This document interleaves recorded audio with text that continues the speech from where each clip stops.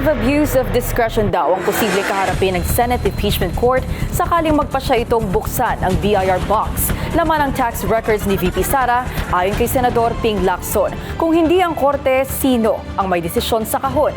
Narito ang Agenda Weekend Report ni Dexter Ganibe ng Abante.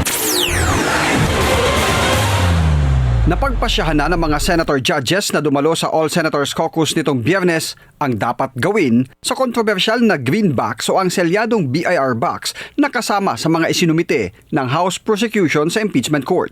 Ayon kay Senator Panfilo Lacson, nagkasundo na silang ibalik ito sa prosekusyon dahil wala sa kapangyarihan ng Impeachment Court ang pagpapasya para ito ay buksan.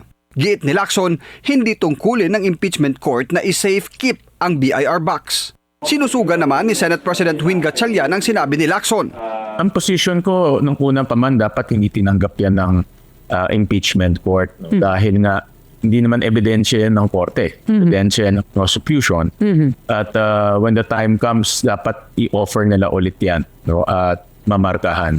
Nagbabala rin si Senator Lacson na maaring maharap sa reklamong grave abuse of discretion ng impeachment court kung magpapasya itong buksan ng selyadong BIR box na naglalaman ng tax records ni VP Sara at kanyang asawa.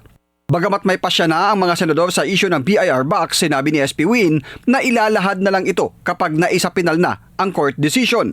Inaasahang sa Lunes ay matatalakay ang usaping ito o maaring pagbotohan ng mga senador. Para sa Agenda Weekend, Dexter Ganibe, Abante.